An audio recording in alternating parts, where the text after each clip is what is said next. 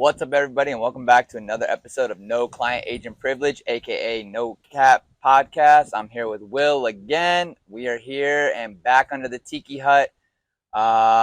Let's start off with the WNBA Draft and the unanimous number one overall pick, Caitlyn Clark, as we are all so shocked to have seen her go number one at this point. So I guess let's just divulge into, what does Caitlyn do with that kind of base salary?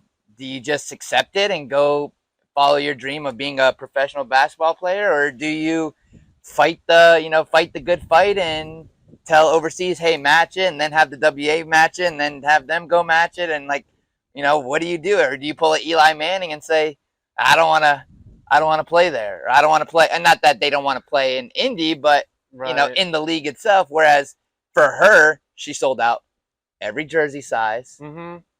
Ticket sales for the Indiana Fever are gone. Right. So, at this point, when you talk about money and business, and if I'm Caitlyn Clark's agent, I'm saying, I guess we really don't have a huge leg to stand on, but again, do we go fight the good fight and make it happen ourselves? Right. So I don't know. I think for Caitlyn, I look at it from, you've got all the leverage in the world. Make the money. Those TV rights deal is about to come to an expiration for that WNBA. Right. You got, out of your 60-something games or whatever many games the WNBA has, 40 of them are on national television. How much better of a position can you be in because of one singular player?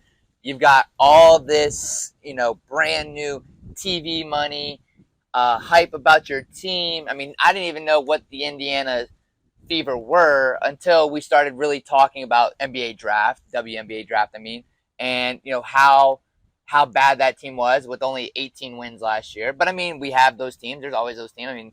The Panthers in the NFL were 1-16 and 1-15 last year. They you get the last pick in the draft just like everyone else, and obviously the NBA with the lottery is a little bit different, but right. Majority of the time you're getting your first round pick, just statistically speaking. So does Caitlyn, do we go and we say, hey, Caitlyn, we love you, we wish we could change the collective bargaining agreement, or do you say, hey, owners, you want me to play in your league?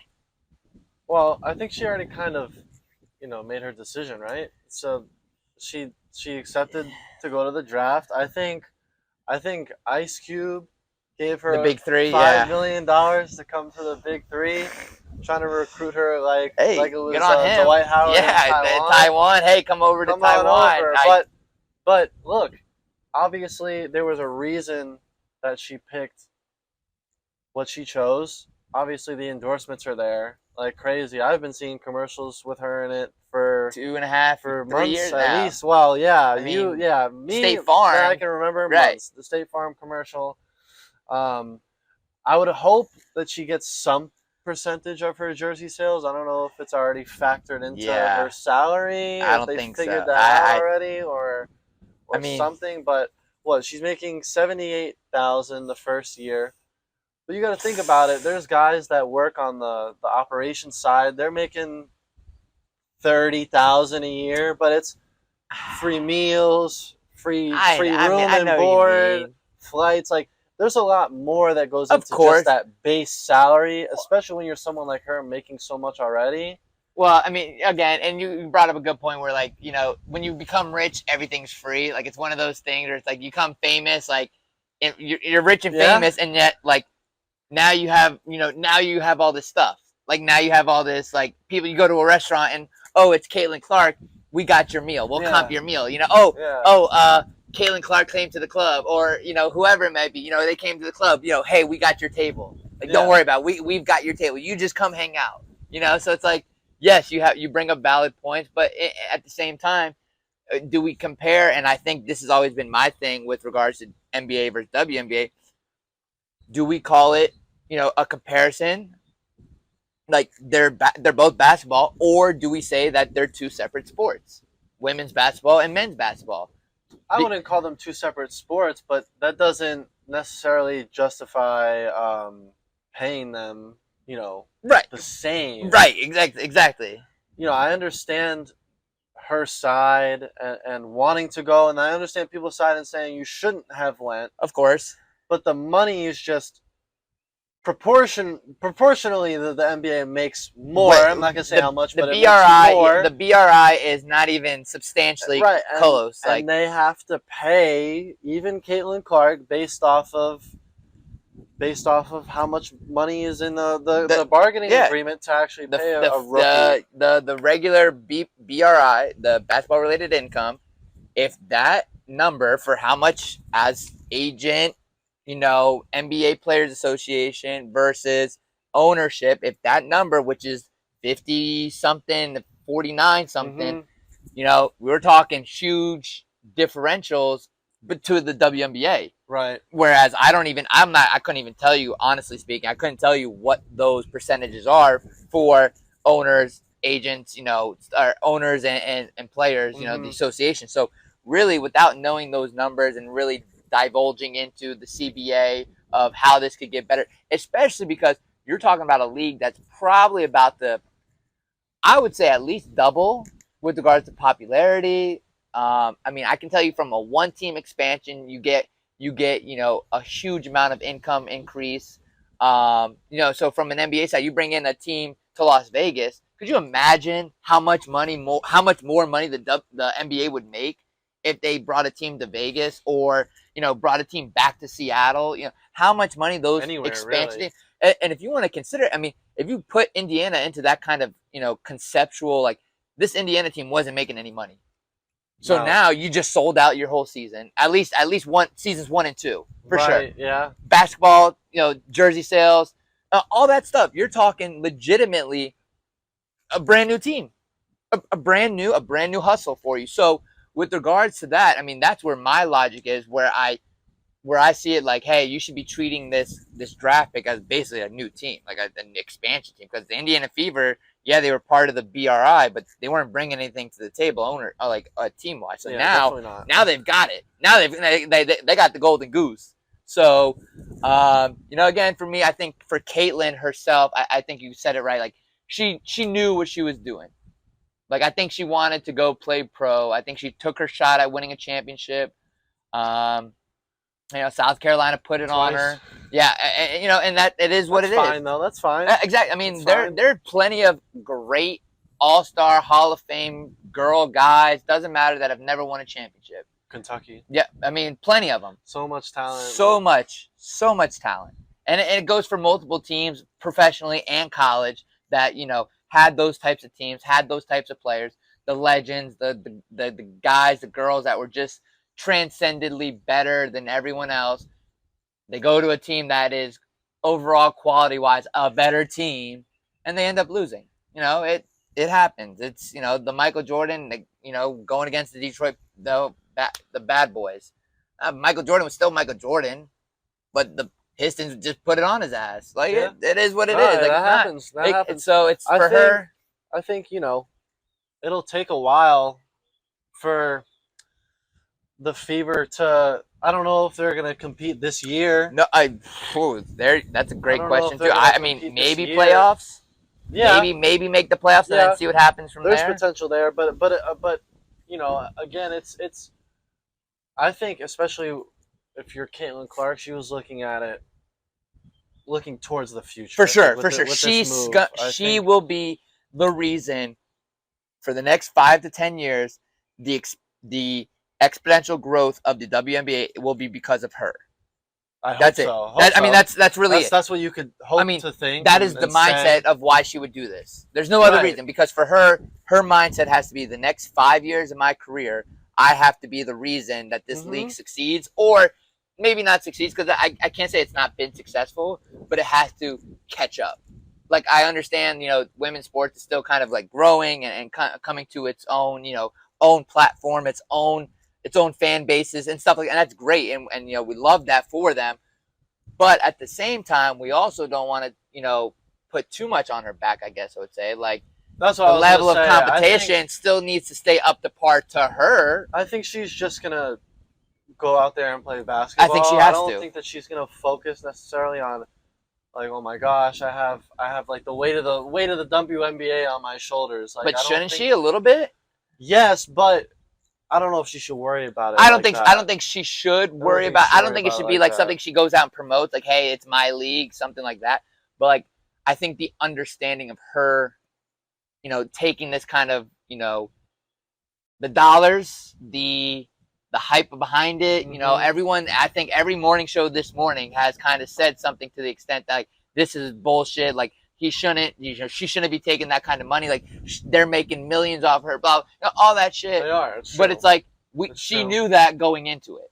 She knew before she really, even thought about going to the WNBA. This is what she was going to get for it. It's an investment for herself as much as it is for the team, for the league. Obviously it's a little bit more of a sound investment if you're the league or sure. the Fever. She now has to go out there and so she's worth worth. Worth the hype. Yeah. So and that's kind of one of those things I think we all saw in college. She's got the hype. Can they put a team around her to help go compete against the Aces and teams like that? I don't know. Them Aces, them Las Vegas Aces, those they're pretty fucking good. So they're stacked. I'll give them that. But again, with Caitlyn, we wish her the best. We hope really, the weight of the world, the weight of the WNBA isn't all on her shoulders, because again, it still comes down to the league as a whole. Like, she can't be on TV every night, just like LeBron has kind of turned into not being on TV every night. Whereas every Heat game when he was on, they were on TV. Like, every Heat game for those 4 years, was. There's still, you gotta look. The Angel Reese just got drafted. Yeah, she's good. There's plenty. No, there's plenty of marketable stuff to go on. You got her. You got Cardoso now. Yeah. They're both playing for Chicago. Yep. No, I mean, there's plenty of talent, marketable storylines, which is good. Agreed. Because they need something. You can't rely off one person. I mean, that's why I think the league and going into now the NBA, you got to start highlighting your young guys. Yeah, I need more Anthony Edwards. I need more Victor. Giannis is getting up there, but I still need more Giannis. Like, we can start phasing out of the LeBron era, I believe. Like, not that LeBron shouldn't still be respected or shouldn't have any, games on TV. But I think it's time now. We need to start relying. Like, even look at OKC, how young of a core they have. How many OKC games were actually on TV still this year? This year, about maybe half, not even. No. National television. Yeah, maybe 15. See, okay. Maybe. And who's number one? Who's number one right now? OKC. Okay, so how are we sitting here and trying to, not say again? LeBron is LeBron, no doubt. But we're trying to build. LeBron will not be here in 5 years. The OKC Thunder's core will probably be relatively the same in the next 5 years.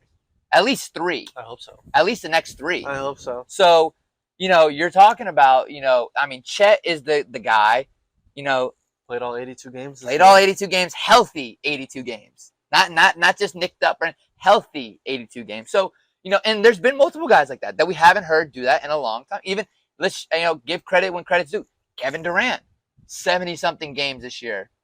That's the best I've seen him since he came into the league, I feel like. So, give everyone their flowers that finally started realizing that the games matter, even to the extent that, like, it matters to the fans. Mm-hmm. You playing that many games just shows us that much more as fans to the business than it does to just, load management. That shit is out the window now. I believe there's definitely still players that need it on an age range basis. But if you are under the age of 32, there shouldn't be a load management for you. Like there really shouldn't. I mean, I understand the load and I've talked to clients about this. Like, there is a decent amount of load that you can consistently break down from other stuff. Training and off season and recovery and stuff like that. So there are other things you can do to kind of load manage by not playing games. So I don't know. We're both obviously not in the league, but right. I don't see why you would purposely not want to play in the sport that you worked so hard to get there. I guess it's one of those things where it's like, if you're in the club, you can kind of relax a little bit. Right. But I don't personally see why you wouldn't want to go out there and play. You're playing Of NBA course. basketball. Obviously, it's easy for me to say because I'm not doing that. You know, Right, if I right. was, maybe I'd have something else to say, like I don't want to play every night or whatever. Agreed. And But- there's what you were just gonna say is, you know, with regards to that, you were in the club, you can relax a little bit. If you're on a team that is not necessarily competing, or you know you're gonna make the playoffs and you just want to save it for the playoffs, it's kind of one of those, you know, all right, we understand, but it's like, come on, dude, like there are people, you know, paying to see you, Right. you know, so. You know, again, as a team and as an organization, it's like, do you let them just, you know, and really don't have much of a choice, but like, again, kind of just like, you know, like that, it's a big detriment to the game when you do it that way. Right. So I think that's kind of where the play-in comes in, right? Right. That's one of the reasons the play-in tournament has so many different benefits on the business side of Hell yeah. basketball, but there's so much Golden State's about to not dichotomy be in on- the playoffs. right Like, on the fan if side. they don't of win things, tonight, they're gone. right. On the fan side of things, people don't necessarily love the play-in. You know, we could talk about it. It brings in more revenue for the league. For all these sure. business-sided things. You know, it kind of incentivizes teams not to tank because they can Of course. possibly get in. Makes it more competitive in a sense. I agree with that. But then you also have like the Atlanta Hawks, who probably don't even deserve to make the playoffs. But see, that's also the difference of the East versus the West. Right. You know, like you're talking, you know, when we talk about conference play of the play-in tournament, look how much better the play-in tournament is on the West compared to the play-in tournament on the East. That's an argument right there. The West is showing the reasons why we have the one play-in. of the reasons why it exists. Agreed. The East, yeah, good that it exists. No doubt. That's great. But so, I mean, and I think, and going back to that, you know, the young cores of the play-ins, and you know, look at the Knicks and the Magic on the East. You know, they could be, trouble come the Western Conference. You know, when they go up against them. You know, who knows? Honestly, who really knows who's coming out of the West? It is so competitive. You put OKC and Denver at the finals. I don't know who's taking Game 7, because I don't think that's going anything less. You know, so for me, it's kind of one of those. The East should just be lucky that they have their own conference, because like a lot of those teams would not be even in the play-in to, you know, even compete for the seeds. And really, when you look at the teams like the Magic and the Knicks and the Thunder, who all have a core probably younger than 30, relatively younger. So younger guys. you really put that into perspective. You know, like the Paolo Bancheros, who just won the East or whatever the Magic are in. You know, we really didn't hear about Paolo this year. You know, I mean, how much did you really hear about him having such a good season, a team led, you know, Paolo Banchero versus, you know, a Victor Wembanyama who's still with the Spurs, but like, what are the Spurs doing? You know, like Paolo's only a 1 year. You know, it's not like Paolo's been 3 years in the league or something. Like, it's only been 1 year, and here he is taking the Magic to a playoff. It's been 2, no? Is it 2? Yeah, he's on 2 year. Yeah, he's on year 2. Him, and last League, year. Yeah. So at Summer League we saw him. So again, that's what I'm saying though. It's not like he's been in the league for 3-4 years where it's like he's had time to really exponentially grow, get in there, you know, really put his name on. He really had 1 year last year, right, rookie season, and then came in this year and learned his teammates, learned how to, you know, kind of grow within himself. And he's honestly, I've heard less about him this year being better than I did last year about him being how good he is now. Right. So, you know, for me, I look at these young guys. I mean, look at Dante DiVincenzo. I wanted to sign Dante coming out of Villanova.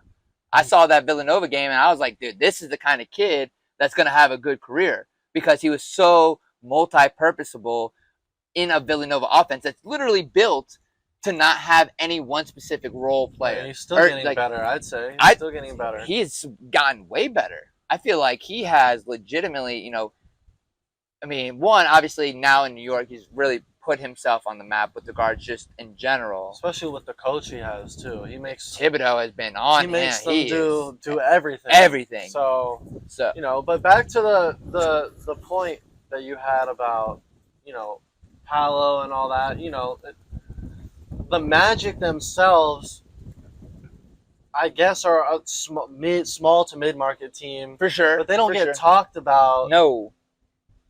really at all. And they had a good season by what they've been going through the past couple seasons.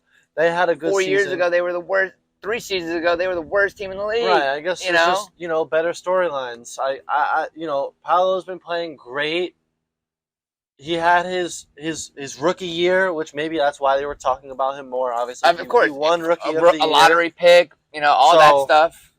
But the Magic, if they can at least do something in the playoffs, then hopefully come next year they'll be in more of that conversation. Yeah. You'll be seeing them more on TV. Because, I guess there's a reason why they of course. don't get talked about. You still go to the games. Like, I've seen, I have a client, Chad, who's over in Germany right now, and he's a diehard Magic fan. Mm-hmm. And he goes to the games and everything, and the games, even though they had such a great season, the games are still kind of like, right. Unless somebody big's in town, the games aren't really diehard with regards to the season ticket holders.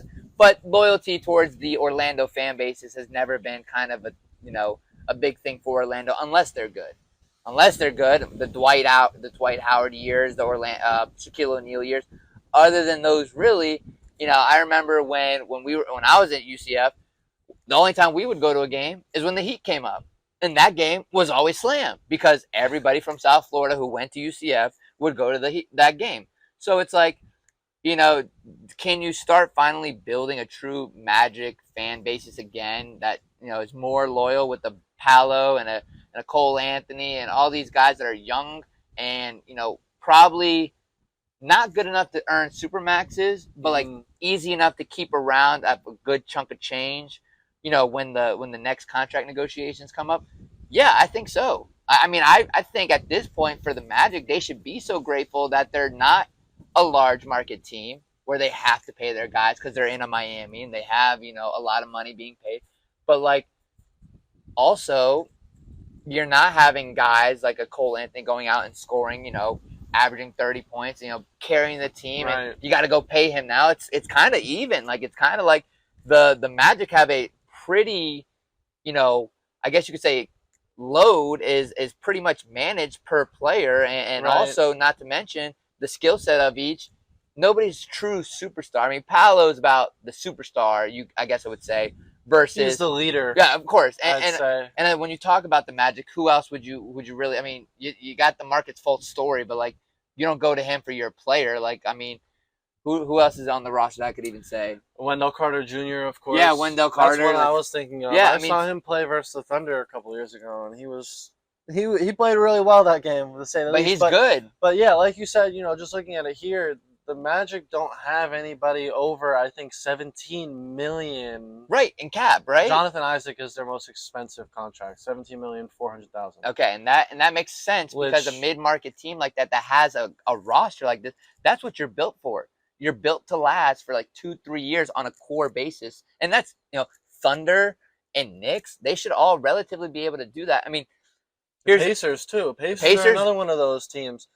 You have to... If you're in a market like that, and you're a team like that, you have to make sure your front office is good. That's first and foremost. Hell yeah. Otherwise, you're not going to be able to have that You money. overspend on 2 players, then you're done for the next 6 years. Yeah. That's 5, 2 contracts, years. 4 years. You're done for 6. Because then after those contracts are up, you got to go back. You got to renegotiate whether you keep them or not, whether they're off to the next team, whatever it may be. It just turns into a 6-year process when you have a mid-major team like that, or mid-market team like that, and you end up overpaying for 1-2 players because they had great seasons or a good season. Mm-hmm. Boom, money's gone. All the money that you could have spent to go, take your core rookies, kept them, grow them, build your system with your coaching staffs, all that stuff, and also the Magic keeping their coaching staff to kind of together. Hello, the Magic were going through coaches like that, about 5 years ago. Yeah. So, or to even save the money and then make a big move, get 1, maybe 2 players that are serviceable or that are star level, capable of being such, and then you win. You hit that win now mentality. Yeah, I mean those are your two options when you come to a mid-market team like that. Like, rebuild or coast and then make your jump when you think your time is. Exactly. But being a GM or any operations executive office member in a smaller market team is for sure harder than no doubt being Rob Pelinka or when you can just or somebody like when that. you can spend over $40 million just in taxable income or taxable payouts. Like, how much? I mean, what else can you ask for when you're an owner like that? Like, that is just crazy with regards to like. I don't think most people understand the amount of money that is spent on ownership dollars with player, salaries and stuff like that to those large market teams. The amount of money that is overpaid and, taxed on it is insane. Mm-hmm. Like, the dollar amounts that some people hear is like, oh yeah, that's the taxed amount. So like when you're talking about the $40 million he overpaid, that's $40 million over the cap. Like, that's not just, oh yeah, he paid 40 million. Like, he paid 40 million over the 200 and something $million cap. Right. So it's like he's in the 300 millions. Yeah. That's the difference. Like, that's what most people don't understand when they're talking about, oh, he's overpaying, or the amount of salary that they're doing is that much and this much. So the NBA world, obviously with the soft cap that they have, is a completely different story for any other league, that the NFL, where the hard cap's a hard cap. That's it. Like, that's it. There's no ifs, ands, or buts about it. You're not going over this. That's your dollar amount. You better restructure, or There's no luxury tax? No, not in the NFL. It's a hard cap. Yeah, luxury tax in the NBA is what makes it such a successful league. Like, you think it's successful in terms of what? Being able to grow, like expansions and stuff. Like, they're one of the only leagues that will always basically have a profit, because like there could be times in the NFL where you cannot see a true profit margin, like with regards to operations and expenses and stuff like that. Right. I mean, you're always gonna have millions and millions of dollars, but like you're also talking about how much are you actually profiting off of it and stuff. With the hard cap, the NFL itself is a non-profit. Right. Yeah. So I mean, but the margins, like you said, are less than exactly. that in the NBA. Exactly, because with the NBA side, you're talking. I mean, with the luxury tax, you're overpaying. Those large market teams are just able to kind of, do what they need to do. So unlike the MLB, on the other hand, who doesn't have a cap at all. Yeah, and again, whoever's kind of one of those can just. Yeah, and again, when you have that type of money to throw around, if you have it, spend it, and that's why there are always such easy. I would say easy. That's why there's always large deals on the table for players.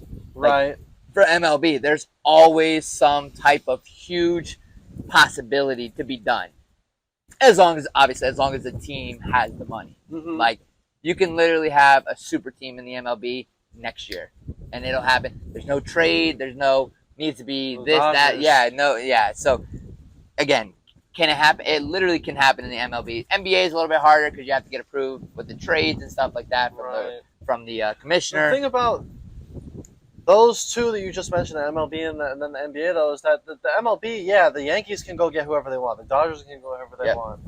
Whatever. But you do that in the NBA, you know who's going to win. You know who's going to be in the playoffs. Of course. You know who's going to win. The MLB, you don't know. No. You go. The Dodgers had a great team last year, too, and they lost in the playoffs. One bad pitching day in the playoffs, and your ace doesn't show up that day, boom. And that's your momentum too. It's not just because of that one, like, oh, it's just one game. It's like, no, that's mental stuff for the pitcher and the pitching staff. Yep.